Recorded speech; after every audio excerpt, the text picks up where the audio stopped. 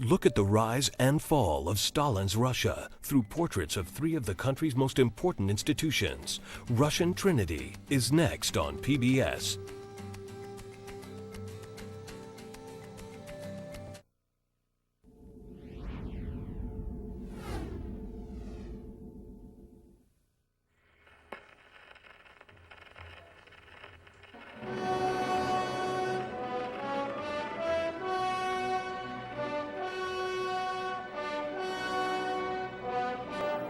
It was said that in Stalin's Russia, heaven was no more than a few steps from hell.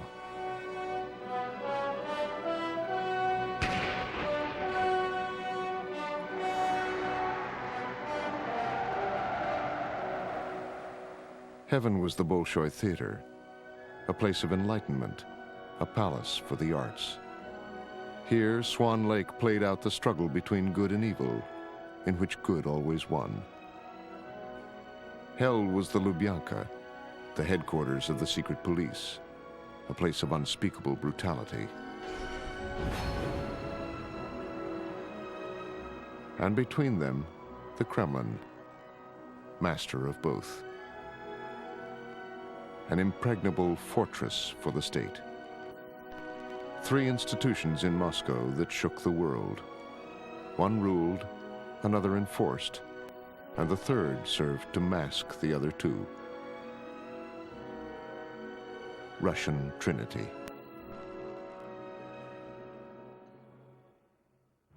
Funding for this program was provided in part by the Stratford Foundation,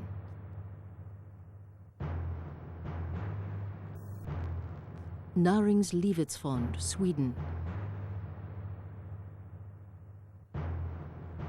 and by contributions to your PBS station from viewers like you. Thank you.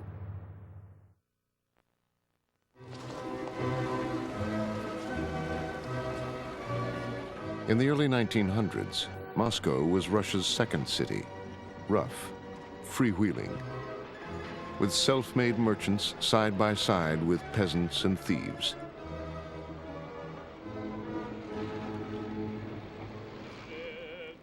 The Kremlin housed the local government.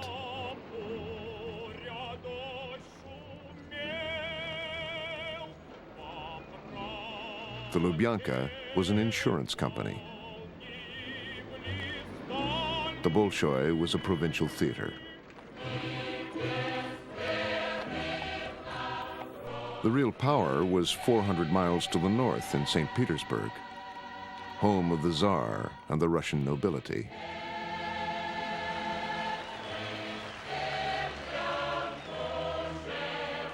Nicholas II would be the last of the Romanov Tsars, possessor of the greatest fortune on earth, absolute ruler of church and state, somewhere between God and man.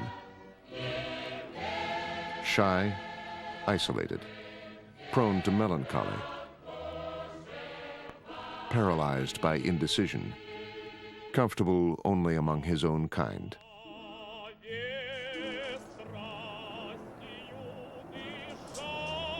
His empire was unimaginably vast, covering 1/6 of the globe, as big as the United States, China, and India combined.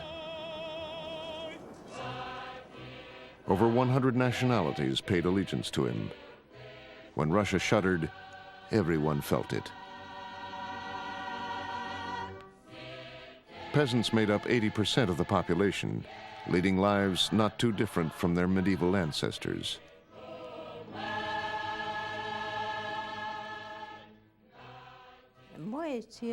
My father was born into a very poor family. The houses in his village were huts, blackened from soot. They had no chimneys, only a hole in the straw roof. There was just one pair of shoes to be shared by the children.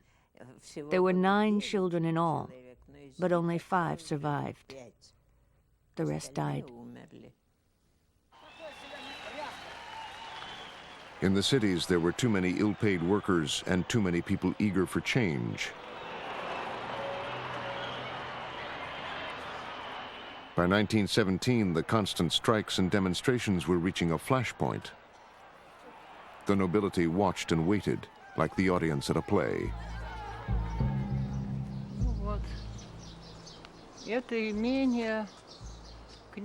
This estate belonged to the family of Prince Trubetsky, my family. It belonged to my grandfather, Sergei Nikolaevich Trubetskova. We had an earlier uprising, and my father thought that the troubles of 1917 would be the same. There'd be some noise, a little shooting, and that would be the end of it. But it turned out completely differently.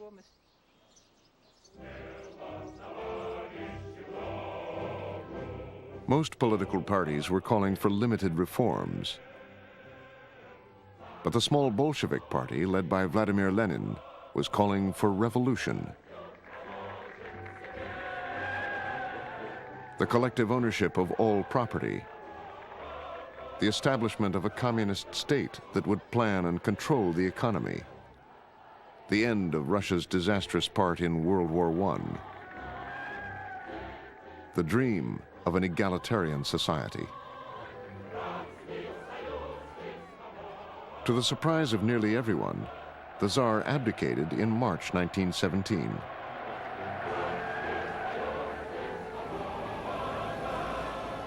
In October, the Bolsheviks engineered a coup against the hapless provisional government.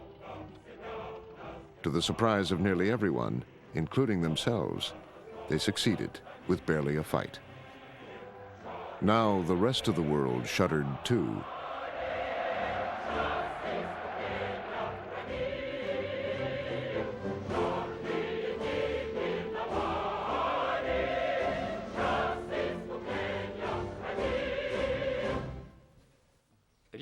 Lenin was creating a Soviet state to serve as the center of world revolution. Russia would be the hotbed of revolutionary change, which would spread all around the world, in Europe, in China, throughout Asia. He envisioned Russia as an instrument for spreading the revolution everywhere. The Bolsheviks quickly moved the government to Moscow, the historical center of old Russia.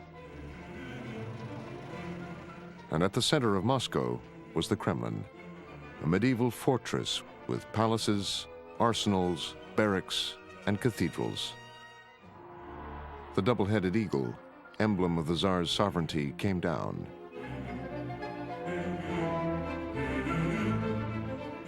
The red star, symbol of communist control, went up.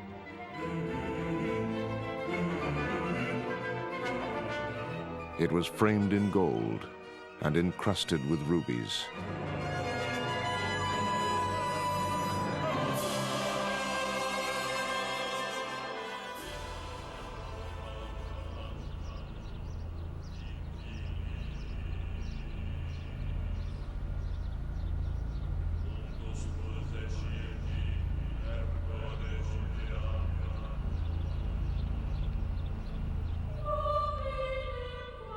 The Kremlin was also the spiritual center of the Russian Orthodox faith, one place embodying the authority of both church and state. The Kremlin was the ideal palace for a tyrant. It was the Tsar's palace, the place where he was crowned. It seemed as if God lived here.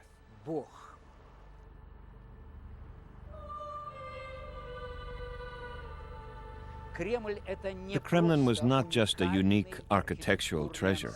It was the very symbol of Russia. Not a common person's Russia, but an emperor's Russia. It was the symbol of the Russian Empire. And when, in March 1918, Lenin moved the capital from St. Petersburg to Moscow, he declared from the beginning that the new rulers of the country, the Bolsheviks, would live in the Kremlin, and from there they would govern Russia.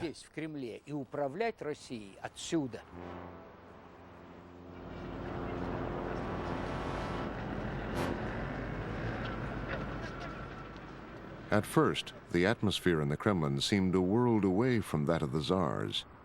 at least to a young, dedicated Bolshevik named Lev Razgon. In my time, during my childhood, the Kremlin seemed like a small town lying in the middle of Moscow. It was, for the most part, accessible to anyone who in some way or another had an acquaintance with the inhabitants of the Kremlin. They could visit them as guests. A relatively democratic atmosphere prevailed there. I remember there was only one water boiler from which everyone would get hot water. Я помню, на весь Кремль был один титан, из которого все брали кипяток. На весь Кремль была одна парикмахерская. And there was only one hairdresser. Everybody went there. It was the standard thing to wait your turn no matter how important you were. I remember one of the old leaders, Kalinin, used to enter and ask softly, "Who's last in line?"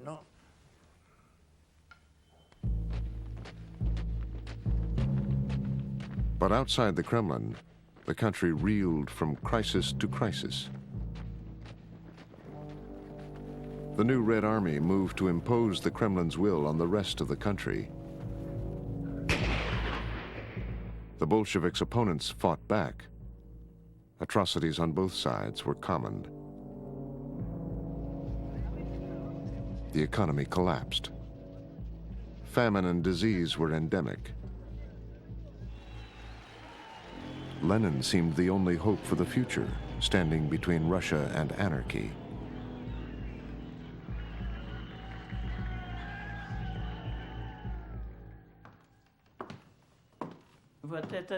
This is a portrait of Vladimir Ilyich Lenin.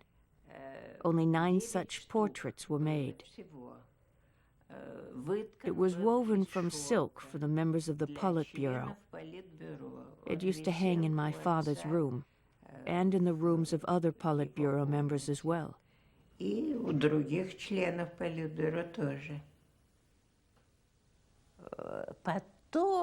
Then, when I got a little older, Father would tell me about what Lenin was like when he lived here in this room in the Kremlin,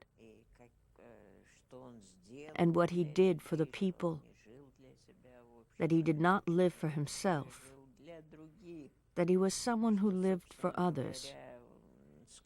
His modesty, his frugality that bordered on the ascetic. And then it dawned on me that in this room lived a great man. You know, Lenin is one of the 10 most eminent people in history.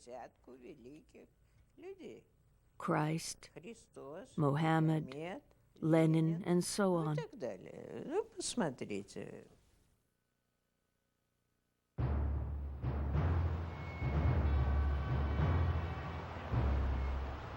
To force radical change, Lenin created an institution that used mass terror as a tool of the state.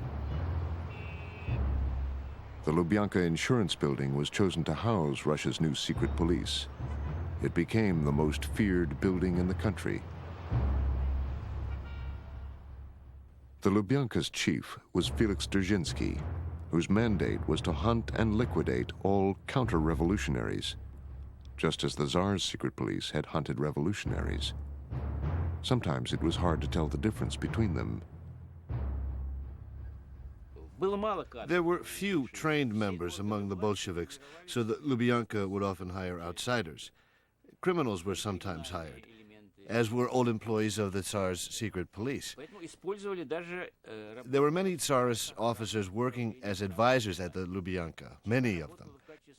Just as in the Red Army, where some of the Tsar's generals were working as specialists, the Tsar's secret police officers were shadowing people for the Bolsheviks, working as specialists in code systems and so on.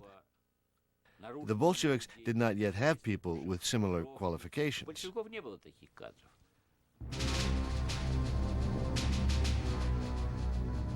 We stand for organized terror, Dzerzhinsky declared. Terror is an absolute necessity during times of revolution.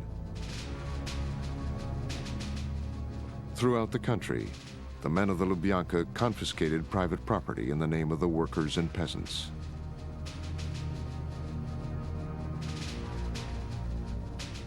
People were targeted because of their social class.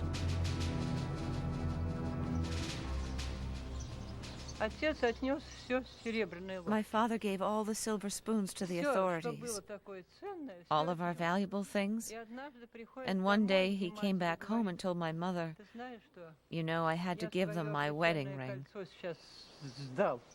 Of course, if my father had left the country then, we would have been much better off. As it happened, there were 10 people in my family of Trubetsky. Father, mother, and 8 children. 6 of them were annihilated. My sister died in the camp, my brother died in the camp, my other sister was executed, and so on. Do you understand?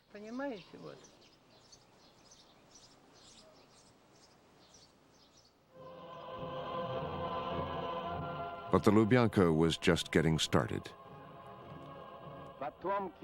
The coming generations will call Felix Dzerzhinsky a giant of the revolution, living up to his oath, fighting injustice to the last minute of his life.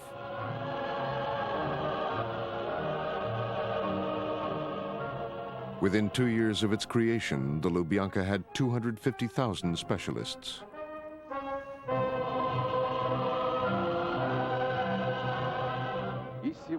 Even today, we hear his words. I love life in all its eternal movement. Its song is alive in my heart. I feel that I would like to be a poet and sing the song of life.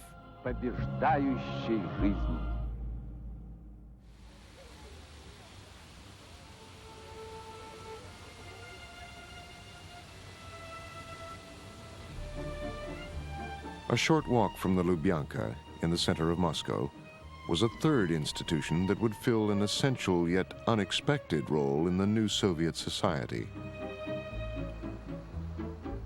It embodied everything that the Bolsheviks should have hated: privilege, elitism, luxury, refinement. The Bolshoi Theater.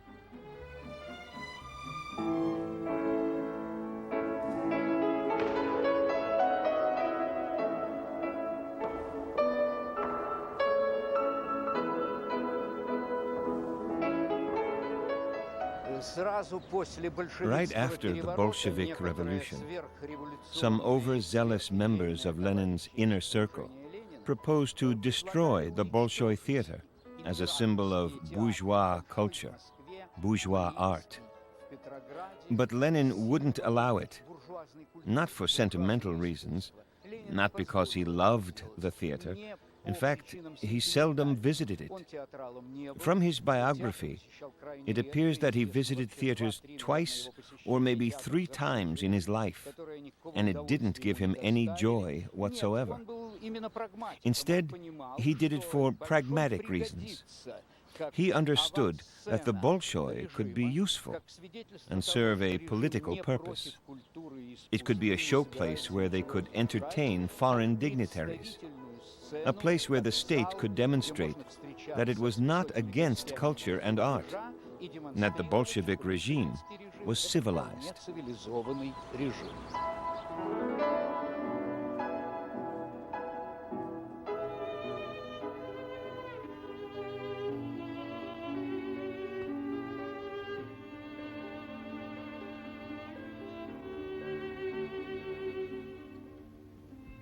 By the time The Great Anna Pavlova was filmed in 1924, the Bolshoi had been presenting ballets, operas, and concerts for 150 years.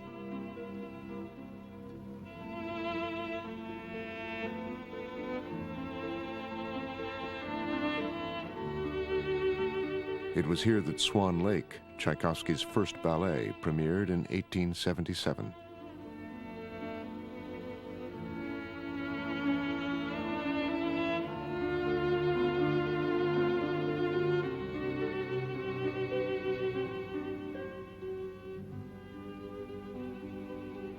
Since it was first commissioned in 1776, the Bolshoi looked towards the West and Europe for inspiration.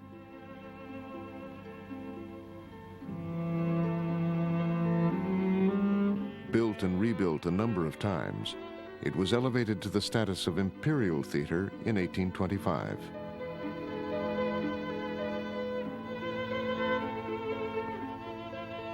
But with the revolution, the Bolshoi and its performers gained a new patron, the People's Commissariat of Enlightenment, and a new function. In 1920, a new manager came, Malinovska. She had close connections with the Kremlin. She not only knew how to keep up the quality of the Bolshoi, but also how to introduce a new repertoire which wouldn't offend anybody and would easily be understood by the working class. Like the ballet, The Red Poppy.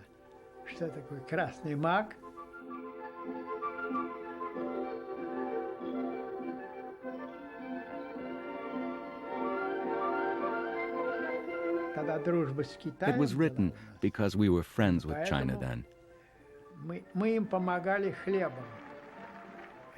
Our country had just helped out with bread during a bad time. I played a Russian sailor. There were 16 of us. We sang the Internationale. It was a great success. Because everyone was getting bored with the classics.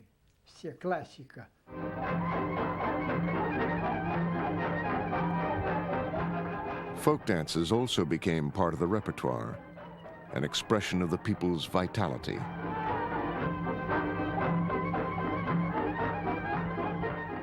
The Bolshoi had joined the revolution too.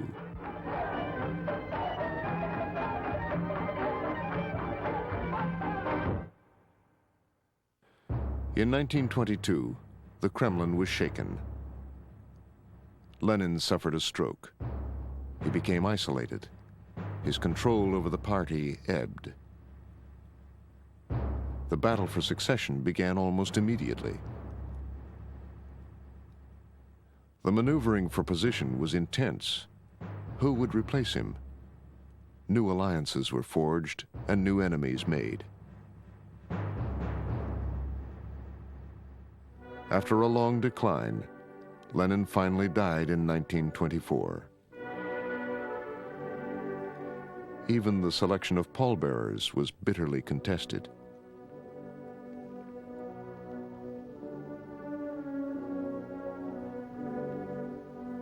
Only he had kept the fractious Bolsheviks together, and now he was gone. His body became a holy relic, put on display for the masses, the first saint of Soviet Russia. Party leader Joseph Stalin had waited patiently for just this moment.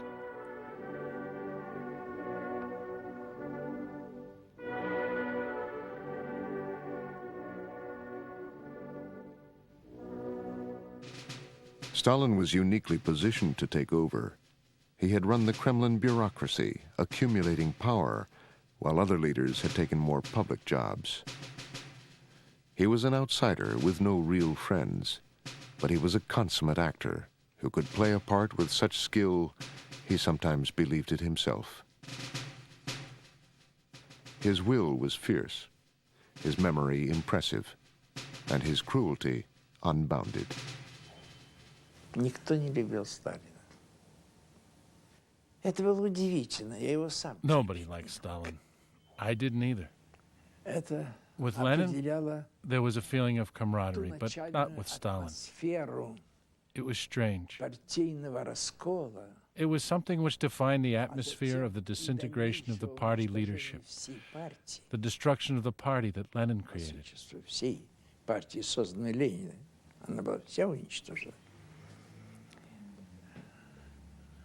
People took an instinctive, organic dislike to Stalin at the beginning. This was later followed by feelings of hatred, and then by fear. There were a few unusual characteristics in his appearance. That he had pockmarks on his face left from the smallpox he had once upon a time. This is something everyone knew about.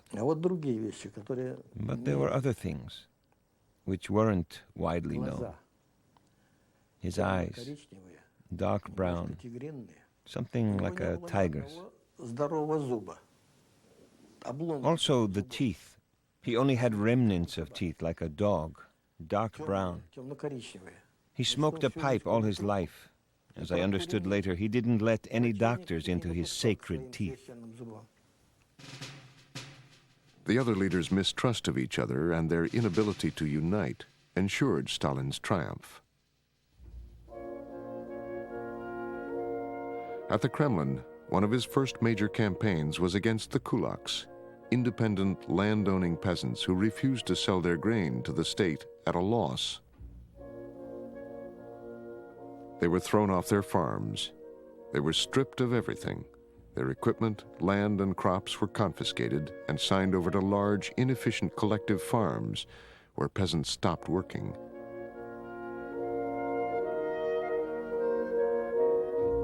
To protest was suicide. The kulaks as a class were annihilated. 12 million were deported to remote, infertile parts of the country, while 6 million other Russians starved in the ensuing famine. Life, cheap to begin with, was getting cheaper.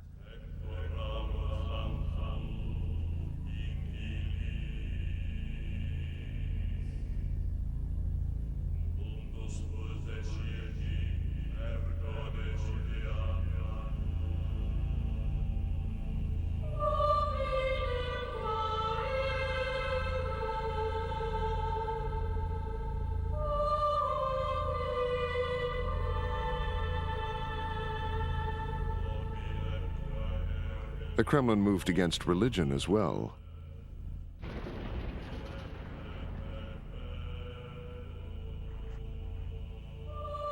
The destruction of the largest church in Moscow was ordered by Stalin. A new religion, communism, would now replace the old with its own dogma and rituals. Once again, one man would wield the authority of both church and state. Stalin had absolute control over everything. He viewed the Soviet Union as the new Russian Empire. He explained it in this way to his old mother when they met after they had not seen each other for almost 15 years. She asked him, "Who are you now, Joseph?" He said, "I am the secretary of the All-Union Communist Party Central Committee." His old mother did not understand what the secretary of the Central Committee was. Stalin saw that she did not understand and said, "Mama, do you remember the old Russian Tsar?" She said, "Yes, of course I do." "Well, I am sort of like the Tsar now."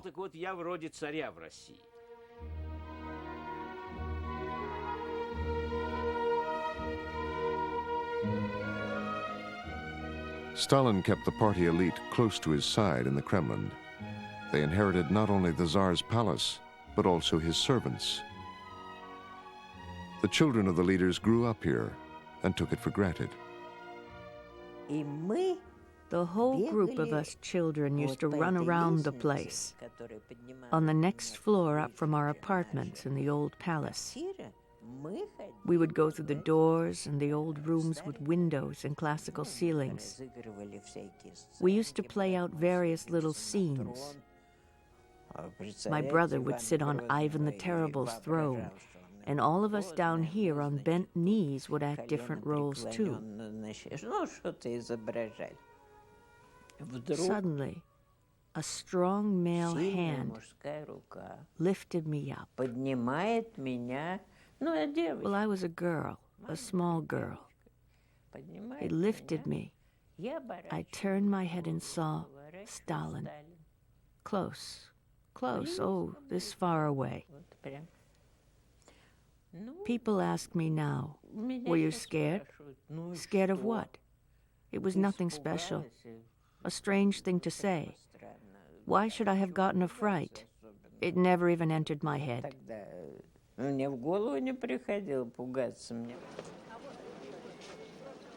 While the rest of Russia suffered through shortages of nearly everything, the Kremlin's tenants wanted for nothing. We believed that everybody lived in the same way that we did.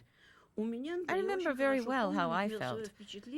I was convinced that everyone got around Moscow by car.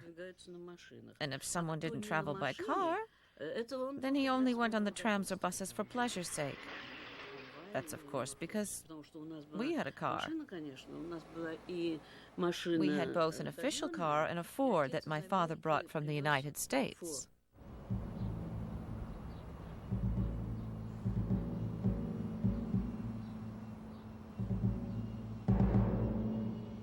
When Stalin sought even tighter control over the party's top leaders, he put them in an apartment building he constructed on the opposite side of the Moscow River, across from the Kremlin. It was a stark example of the new Soviet aesthetic: cold, unadorned, ruthlessly pragmatic.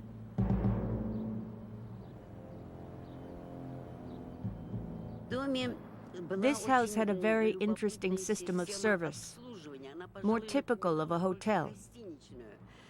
Staff people sat in the corridors. However, they weren't normal staff people, but guards. They belonged to the secret police. They recorded virtually everything about the residents that could be recorded. What time they left to go to work, what time they returned, and who visited them. A guest could enter the building, but you could not go any higher than the first floor. The guard always asked whom you wanted to visit. Everyone's biography was like an open book. For one thing, all the supplies for top party members were from the Lubyanka. There was this 9th department there, which provided protection, security, and supplies of every kind. All the provisions, all the workers, the cleaning ladies, the housekeepers, the cooks, all of them were Lubyanka employees. Everyone who handled security, supplies, food, we got everything from the Lubyanka. Stalin was laying the groundwork for a new major campaign, one that would stun the party itself. There was always conflict within the party, before the revolution, during the revolution, and after. But there was an unwritten law. All communists, as members of one party, could have ideological conflicts, but their fights had to conform to certain rules of proper conduct. Rules, however, did not exist for Stalin. Stalin brought cruelty to the fight. As he explained to people close to him, there is a person, there is a problem. But if there is no person, there is no problem. Stalin brought blood to the fight for power.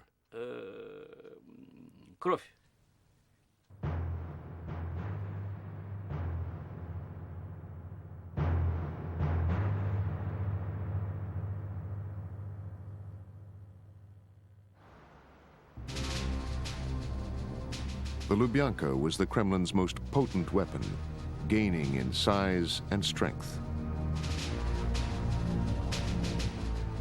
You can still make out the crack in the facade between the two separate buildings that were joined together during the massive expansion.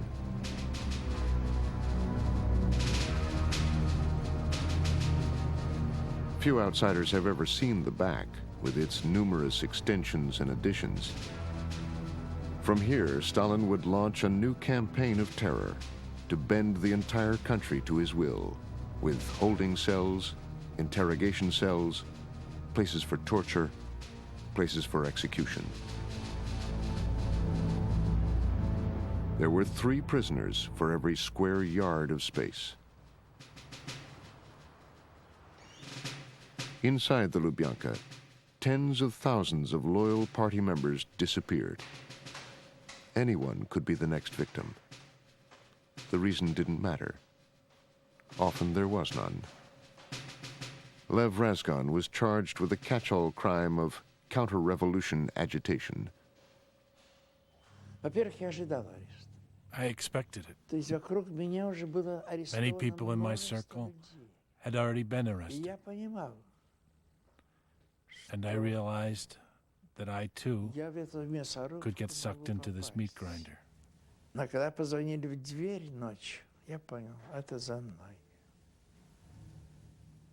When there was a ring at the door at night, I knew they had come for me. Then I was taken to a cell. The cell of an interior prison in the Lubyanka.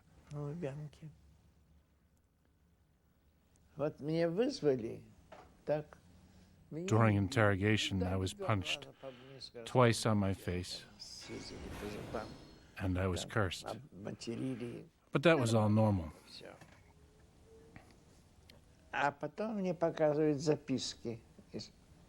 Then I was shown some documents.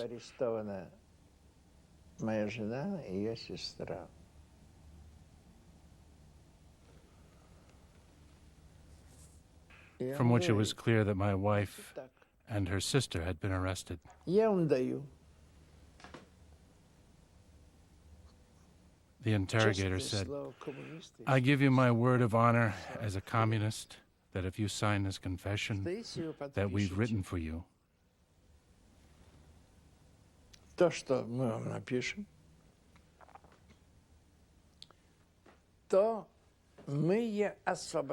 we'll release your wife and send her to Kharkov. We can't leave her in Moscow. She'll be exiled to Kharkov. And Kharkov is a university town." The tragedy was that she had diabetes and could not live without insulin. The interrogator said, "She'll get insulin there. Everything will be all right."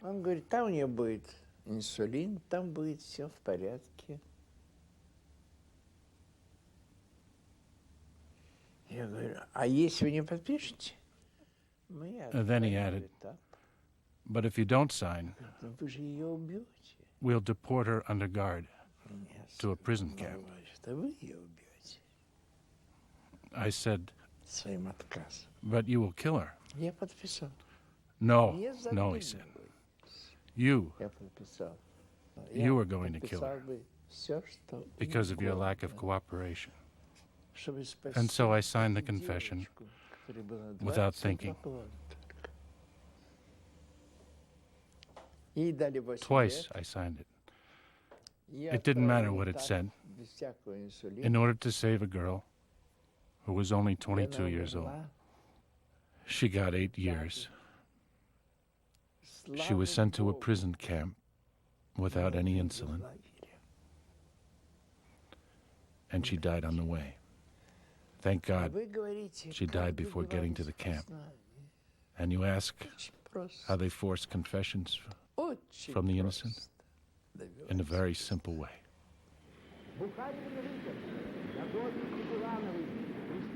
Sensational show trials of high party leaders followed.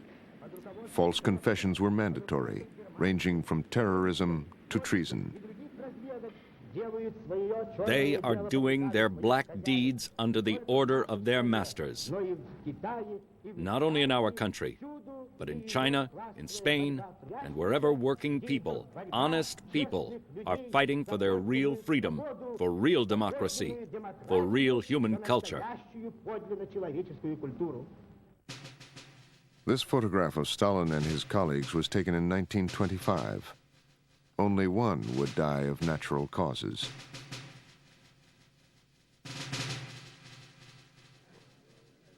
When it came for someone from the Kremlin leadership to get arrested, no one was left alive. The wives, too. There were many, many such examples. It meant that their children ended up in children's homes, and no one knew where. Relatives, co-workers with whom they had contact would also be arrested. You understand, this was not a matter of one person getting arrested, but possibly hundreds of people along with him. Some were even purged from history itself. This 1920 photo of Lenin shows on the right party leaders Leon Trotsky and Lev Kamenev. But then, as if by magic, they disappear in the retouched official photo. killed on Stalin's orders, replaced by empty steppes.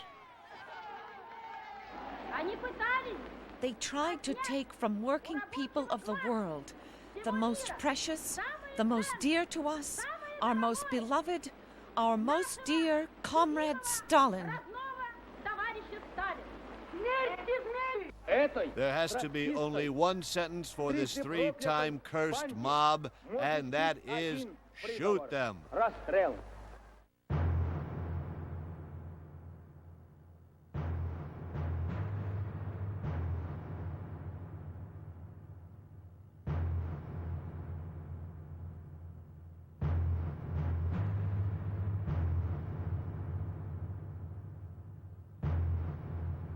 В лагерях сидели миллионы людей. Для того, чтобы посадить миллион человек, there were millions held in the Lubyanka's prison camps, and in order to incarcerate these people, you had to have hundreds of thousands of informers, secret police, prison wardens, and guards. And thousands of camps. Half the country consisted of those who were found guilty, and half consisted of those who enforced the sentences of the guilty.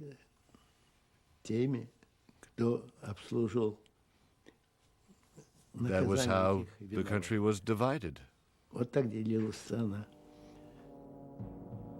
The trains to Siberia were always full. At any given time, there were up to 8 million prisoners in a string of camps called the Gulag Archipelago.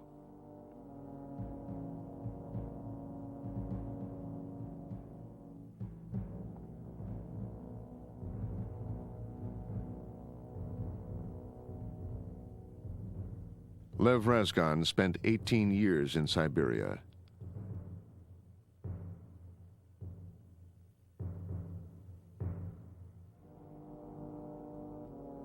Everyone was forced to work. If you couldn't, you were shot. Estimates range from 15 to 30 million dead. No one was keeping count.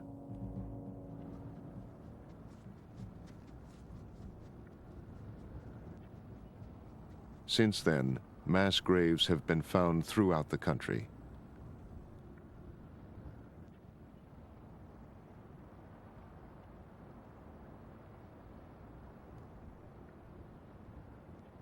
You can tell how and why the victims died by the single bullet hole in their skulls, the signature of the Lubyanka.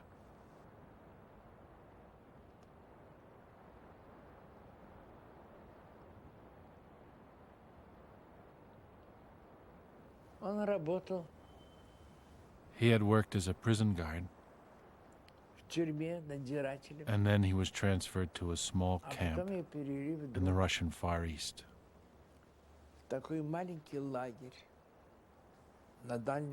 It was a camp especially for prisoners who were to be executed. In the morning, he told me, we would check the lists, gather everyone up, and put them in trucks. 4 trucks. Men and women together, I asked.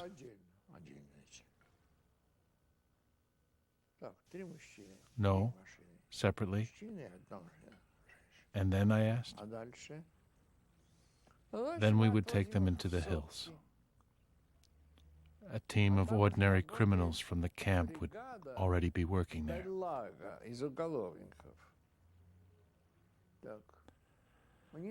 They had a trench dug out with an excavator.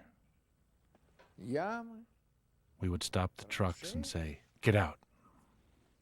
We would line them up right by the trench.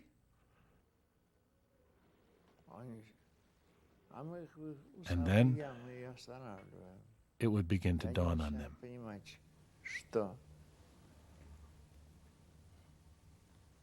How did they act? I asked. Oh, it varied.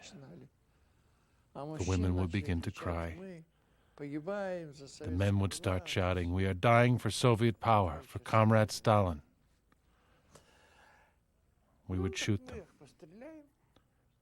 And then the team of criminals would bury them. We would leave, hand in our weapons, and drink a glass of vodka. Some had as many as 3 glasses. I would have just 1. Then we would go to bed.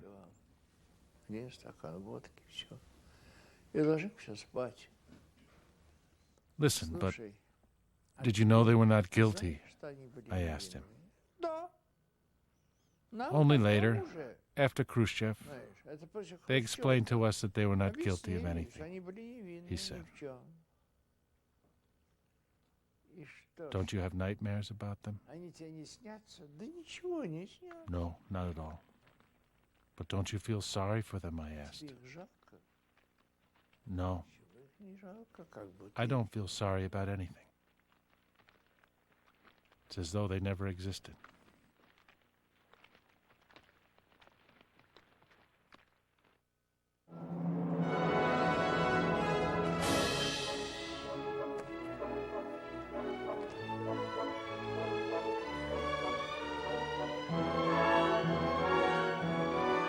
Throughout the years of terror, the Bolshoi kept dancing.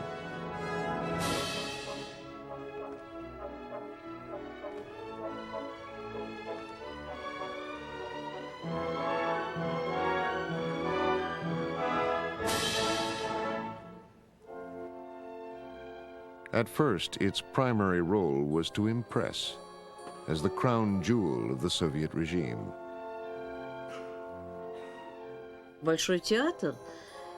To this very day, I consider the Bolshoi Theater as something extraordinary. And to this very day, my dream is to be there again. The beauty of the hall, that combination of red and gold, somehow uncommonly dazzling and bold. That wonderful chandelier, too. The beautiful murals on the ceiling, the gorgeous curtain. All of this made an impression on me of extraordinary, marvelous beauty. And in combination with what one, of course, watches on stage, the Bolshoi Theater was a living personification of beauty for me.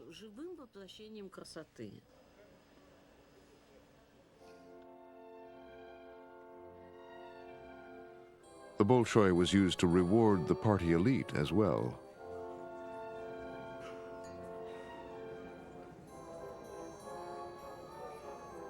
The chosen ones could enjoy not only music and dance, but also champagne and caviar in the private cafe.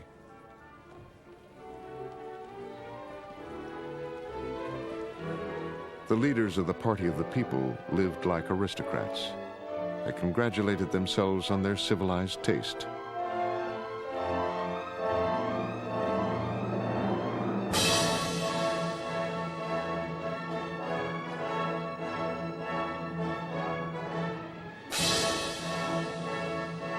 Stalin himself took special interest in the Bolshoi. The audience never knew that Stalin was in the theater. Often he came in at the last moment. 6 cars would arrive. I remember that it was 6 Packards. They stopped one behind the other across the street with their engines running, because they didn't know when Stalin would want to leave the theater. That's why the drivers never turned off their engines. When he did come out, nobody knew which car he would go into because they were all alike.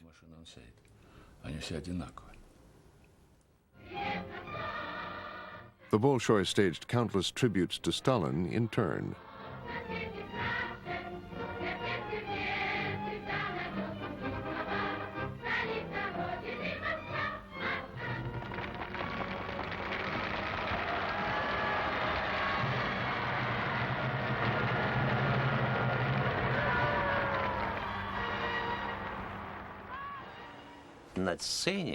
Behind the stage, there is a little door with access to Stalin's box.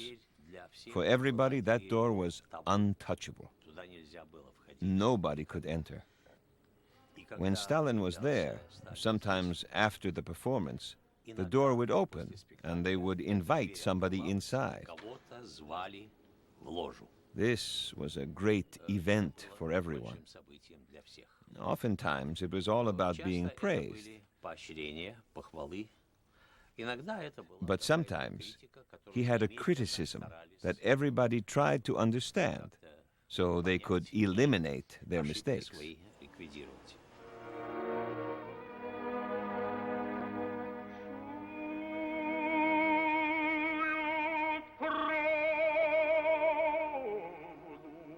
Stalin even suggested that an opera be written about the bloodthirsty Tsar Ivan the Terrible, whom he criticized as not terrible enough.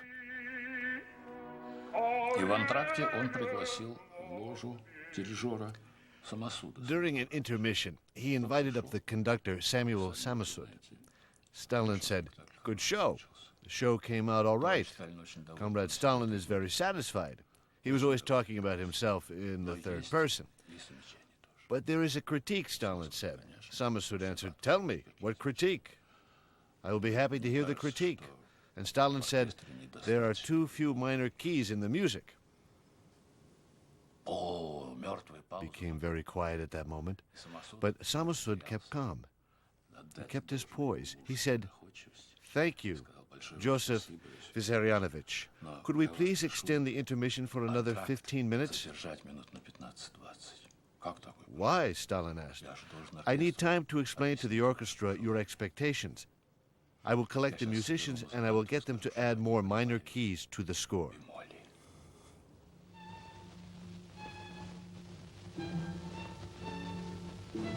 The Kremlin saw the Bolshoi as its private preserve.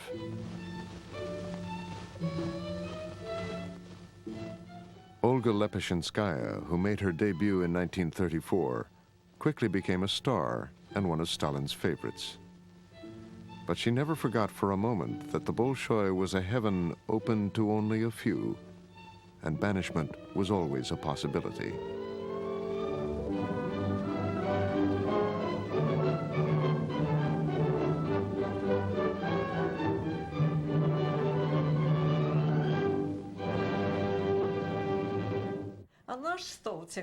Our table, the one for the dancers, was right by the door used by Stalin and the whole Politburo to enter and exit the room.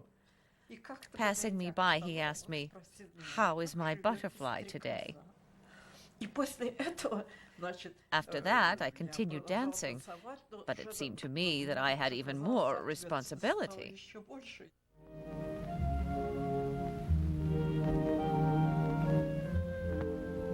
The Kremlin told the Bolshoi what to do, and the Lubyanka kept it in line.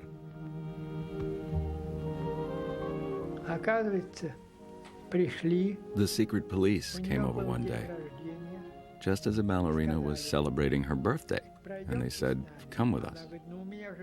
She said, "But don't you see it's my birthday? I have guests over there." "Doesn't matter," they said. "You'll be back soon." She was back all right after 8 years. What was she charged with? She was charged with the intent of blowing up a bridge on the Volga River. The truth is, she was never by the Volga River. Not once in her lifetime. They ruined her life, but we didn't pay attention. We were busy with our dancing. Who could do pirouettes, and how many? Who dropped his partner? What was the next performance?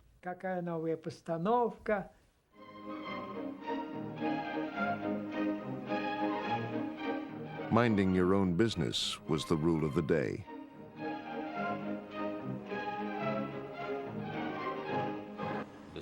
Beria, the boss of the Lubyanka, loved young women. He used the fact that he had power and often would order that this or that woman had to be brought to his house. His people were well trained and worked well. Nobody spoke of it. It was a sealed secret, one of the most dangerous secrets in Russia. To talk about Beria's relationship with someone was a crime.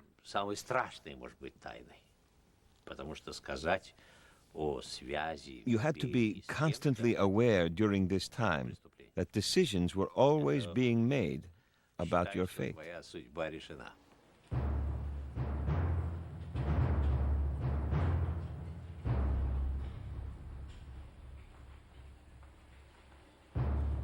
There was no longer any place to hide.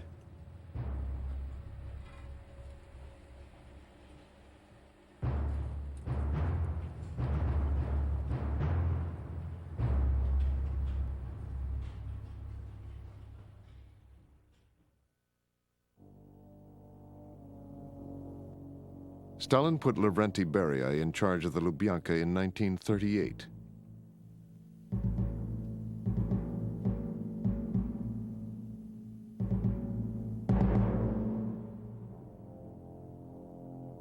His predecessors were executed.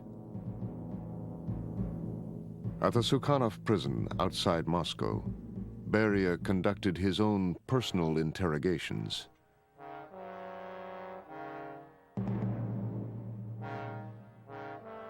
He enjoyed torturing prisoners.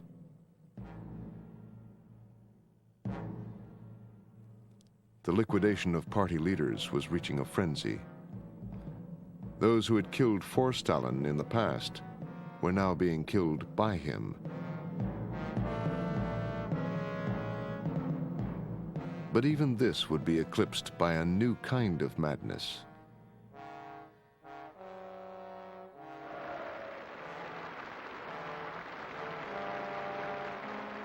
Just as Europe was sliding towards war, Stalin turned on his own army commanders. His most experienced and celebrated generals would be arrested, charged with plotting against the government. Half the command staff of the Army and Navy.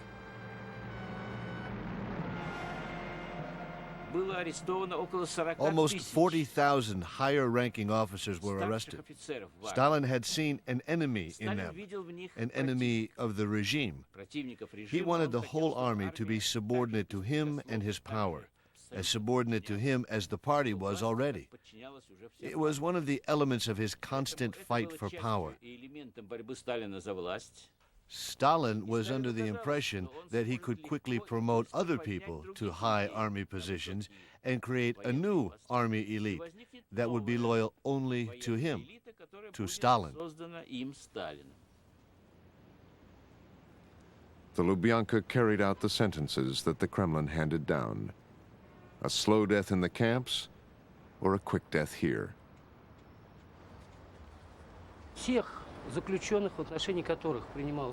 All the military prisoners who were sentenced to capital punishment by the firing squad were brought through this gate, taken into this yard, and then on into a small inner courtyard, where we are now going. Even most Lubyanka employees were not supposed to know what went on here. Therefore, the inner courtyard was surrounded by a huge fence, which is now behind me. Then, at night, special instructions were given to the graveyard supervisors. At that time, the graveyards were also part of the Lubyanka system. And the executed were buried in graves for unidentified corpses. In other words, generals ended up in the same graves as vagrants who had been found dead on the Moscow streets. After the purge, this photograph of Red Army commanders was officially corrected with black ink.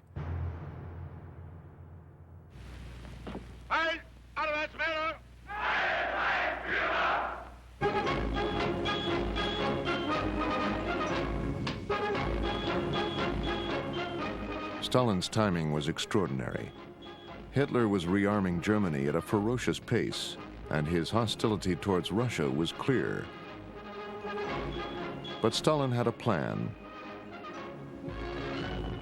Just before the Second World War broke out, Russia and Germany signed a secret non-aggression pact. Stalin was warned repeatedly that Hitler would break the pact, but he refused to believe it.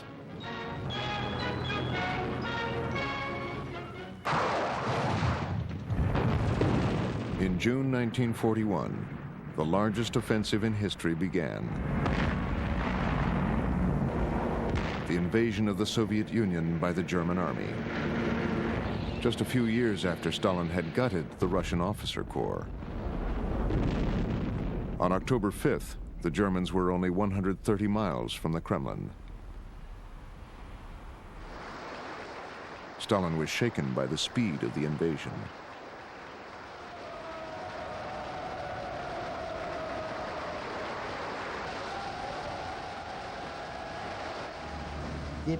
Now, at the end of 4 months of war, I must stress that not only is the danger unabated, but on the contrary, it is even more real. The enemy is threatening our glorious capital, Moscow.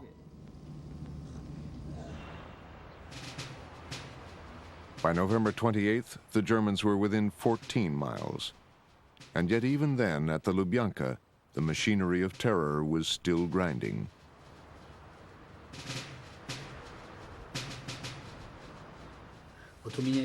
I have a unique document, a completely secret archive document, dated during that time, which says, without a court sentence, without any formal sentence at all, to the prison governor, hand over the following persons to the Lubyanka commander for execution. There are 156 names. They were executed in the basement of the Lubyanka prison, and the execution of the sentence is recorded here.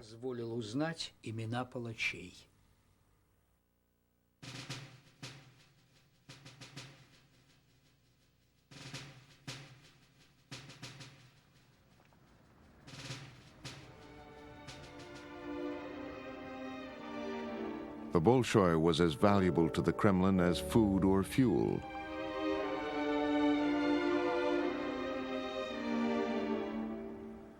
Performers and staff were among the few people in Moscow removed from harm's way.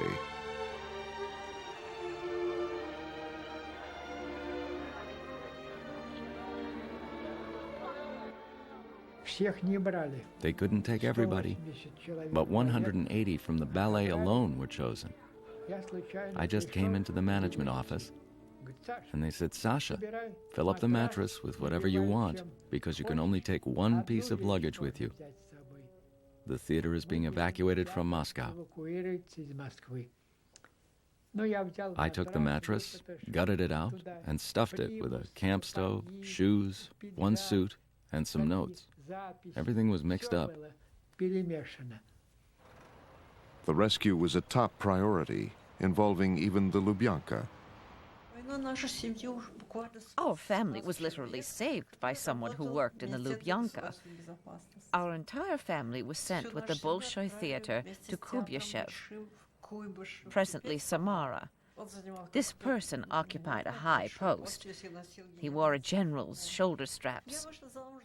I married that general. But you know what Cervantes said. In the house of the hanged, no one talks about rope.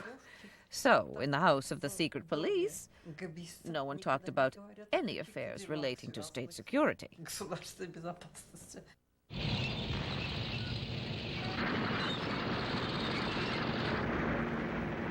On December 5th, the Kremlin ordered a counterattack against the German army.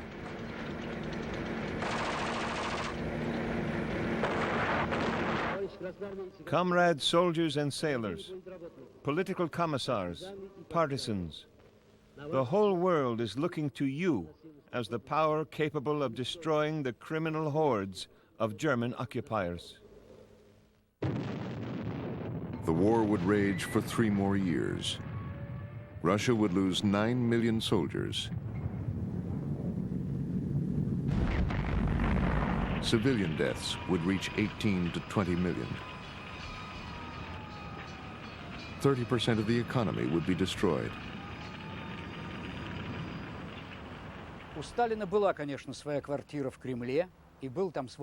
Stalin had his apartment and his office in the Kremlin during the war. But the windows of the office didn't face the square. But there was a rumor anyway that it could be seen from outside. And suddenly it turned out that everybody thought they knew which window it was. During these desperate times, there was always a light in that window at night, even until dawn. The rumor was spread by the Lubyanka, which had a special department responsible for spreading gossip and disinformation. So people would pass by, dutifully look up at the window, see the light, and calm down. Comrade Stalin is working. Comrade Stalin is thinking for us.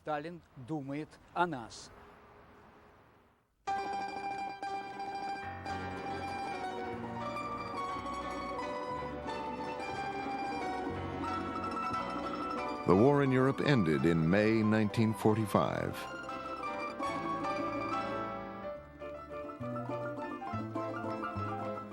With the help of the US and Britain, the country had won a great victory. Stalin was held in awe. Few Russians knew of his almost fatal mistake with the army.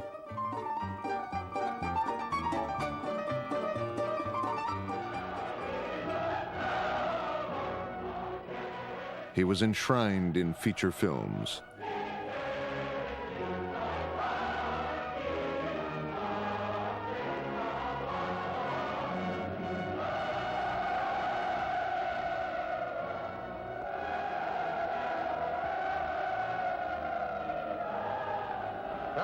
Comrades, today we are celebrating a great victory over German fascism.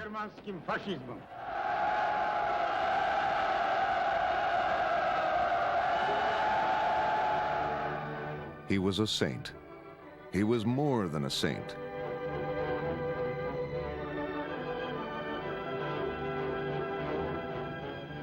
The fact that I visited Stalin, I considered this the happiest day of my life.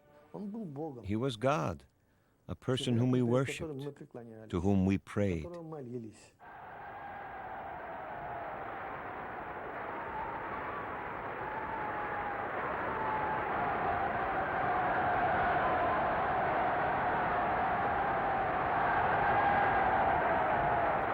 And yet even in triumph, he would not, could not loosen his grip.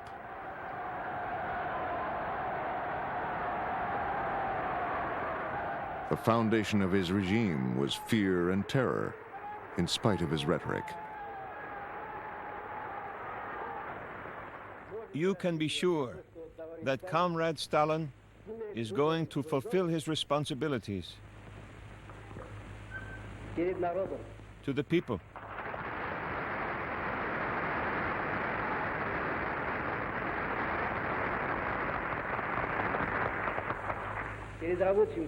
The working class.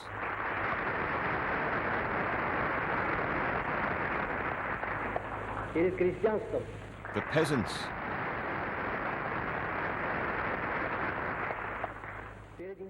And the intelligentsia. Когда входил Сталин, аплодисменты. When Stalin entered the room, there was ceaseless applause, and members of the authorities watched to see who would be the first to stop clapping. Everyone was afraid to be the first, lest they be accused of opposing Stalin. Therefore, the applause went on and on until Stalin himself signaled a stop.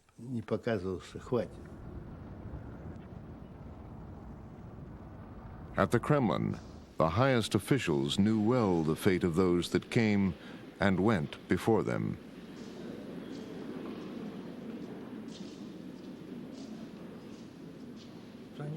They practically didn't maintain any contact whatsoever with each other, except at work. Well, sometimes, if they vacationed down south, they could drop in to see each other. But they didn't really visit each other. It wasn't that they were out and out afraid to, but it could always be taken as some kind of conspiracy, you understand? They had acquired such habits that they had contact with each other only in official matters.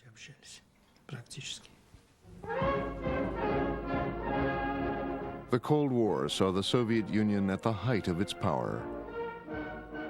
It had a huge army, nuclear weapons, and an ever-growing sphere of influence from Berlin to Beijing.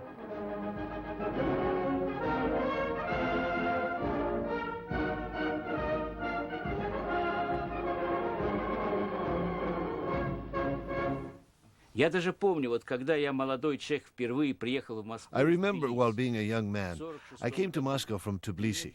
It was during the summer, and I had come to study. I went to the Red Square, I looked at the Kremlin, and I could feel that I was standing not only at the center of the Soviet Union, but at the center of the world. With China's communist revolution in 1949, the future seemed limitless.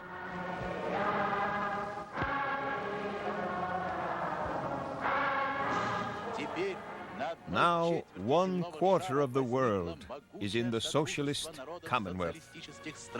Now 1 in 3 people lives under socialism. There are over 1 billion of us.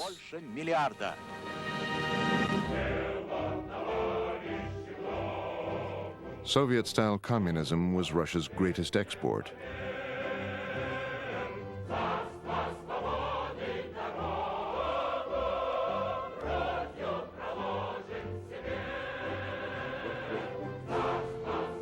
Each country had its own trinity, an all-powerful leader in a palace of the people. Ruthless secret police, state-controlled art and culture. And Stalin loomed over them all.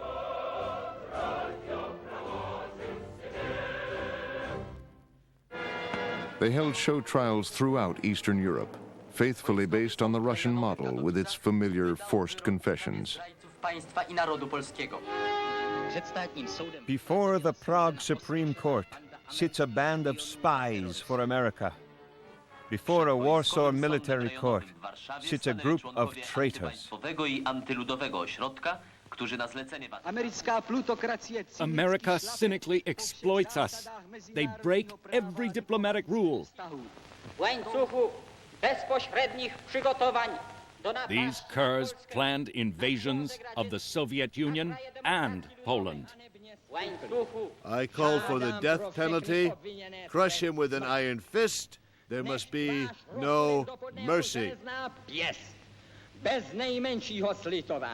Each country had its own prison camps, its own execution squads, trained by the Lubyanka. They performed tributes to Stalin in Poland.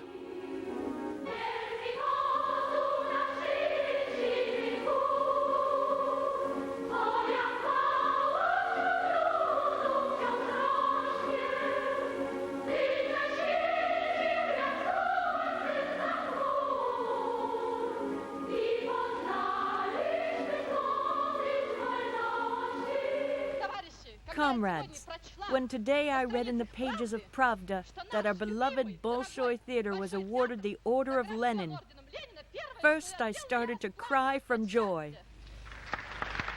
In Moscow, the Bolshoi spread the word.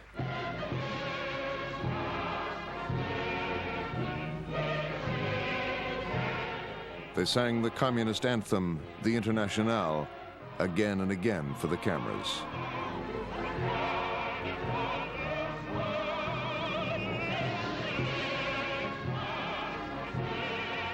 The party's favorite meeting place was here in the theater.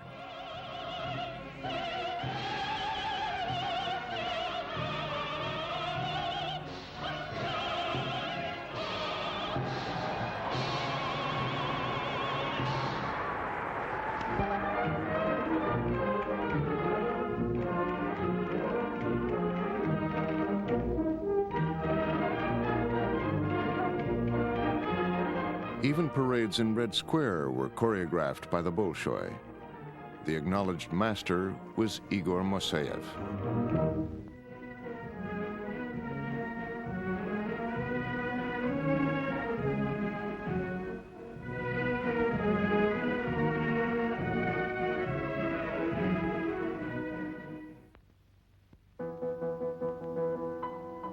Internationally renowned artists had to toe the party line, no matter how many times the line shifted. Composer Dmitri Shostakovich, who won a Stalin Prize one year, became a target the next.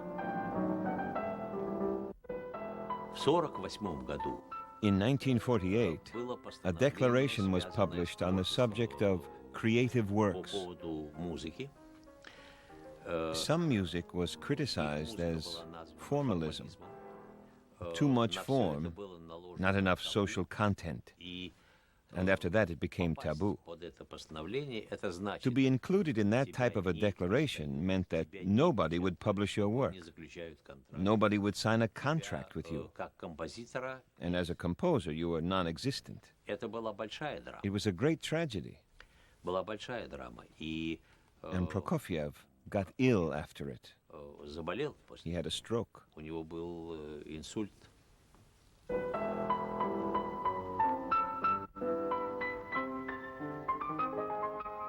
For several years, Shostakovich wrote music for propaganda films.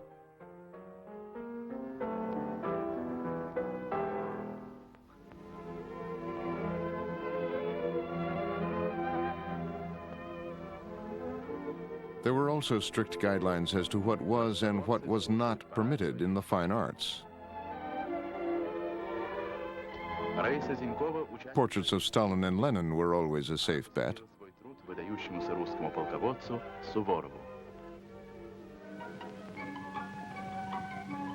Propaganda films made it clear that Russia was the equal of the West in all things.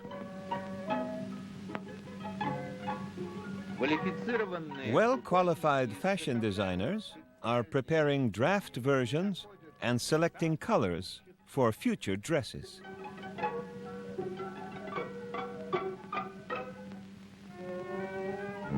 What capitalism could do, socialism could do as well or better.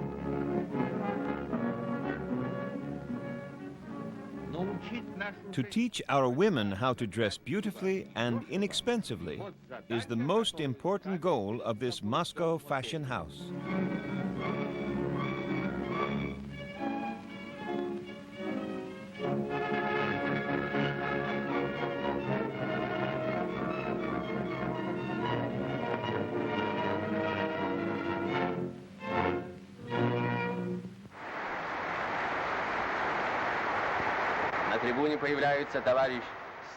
But one thing Stalin could not control was his own physical and mental decline.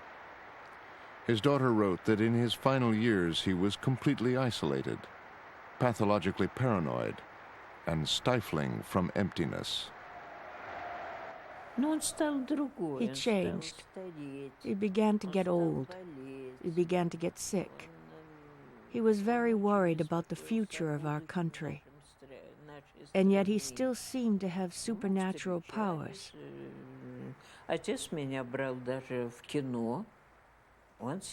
We met from time to time when my father took me to the movies.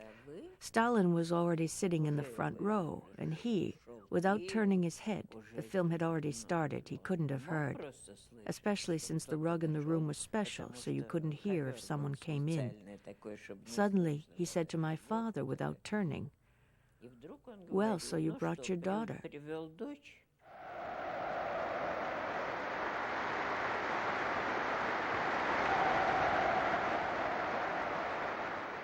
You know, I got used to the thought that Stalin was immortal.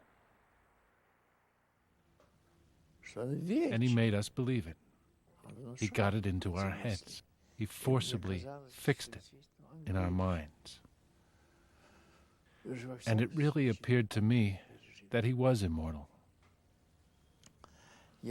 Or at least that he was going to outlive me. I thought, which of us will outlive the other? I understood that I lived my life racing with Stalin. Such thoughts had flooded my mind until I heard a piece by Tchaikovsky. Our Gulag radio used to play only vigorous songs, calling and beckoning people to work. My God, mournful music. Which of them bit the dust? Suddenly the thought struck me. God, maybe he bit the dust.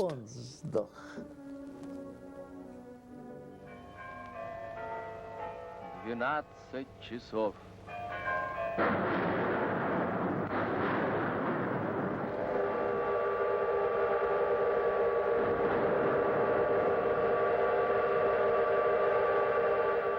Stalin died of a cerebral hemorrhage in March 1953. In the final irony, thousands of mourners were crushed to death during his funeral at the Kremlin. Farewell, our teacher and leader, our friend, comrade Stalin.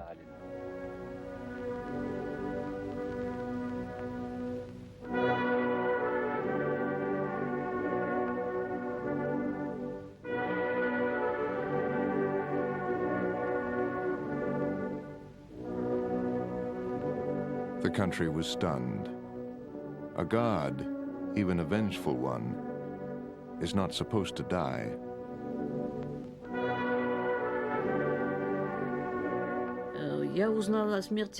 I remember that I found out about Stalin's death when I was at home. I had a little daughter. The feeling which overwhelmed me then was fear. Terrible fear. How will we exist without that man who had everything in hand, everything under control, knew about everything? We were so worried about the future.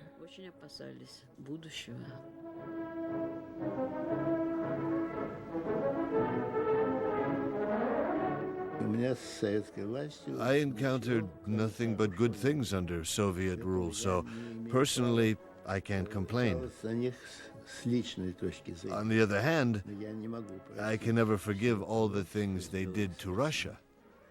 I think that the character of the Russian people changed by 90% during the period of persecution. The Russians used to be open, believing, forthright. And now everything has changed. Everyone viewed everyone else with suspicion and disbelief. Everyone was scared of everyone else.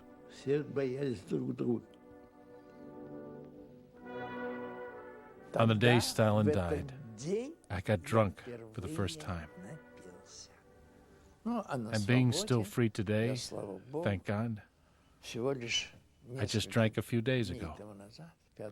On March 5th, I drank for the 46th time. Because I had won this game of Russian roulette.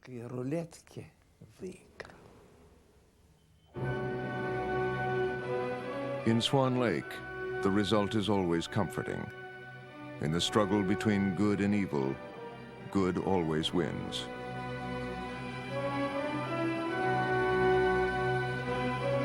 In 1956, at the Kremlin, Nikita Khrushchev revealed the scope of Stalin's crimes. The Russian government still resides here, but it's now democratically elected.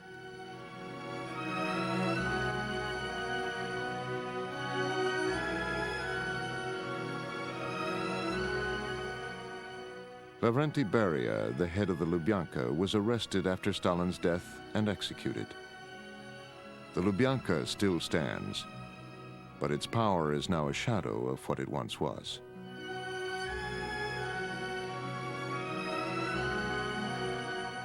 In the following years, the Bolshoi slowly regained its independence.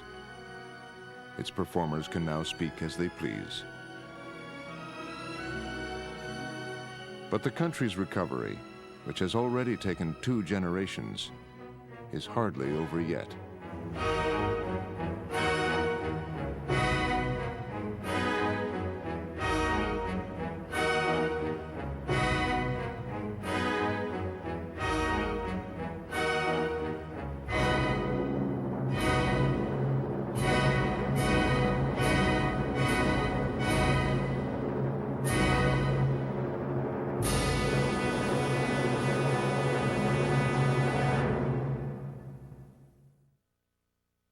Shipmates.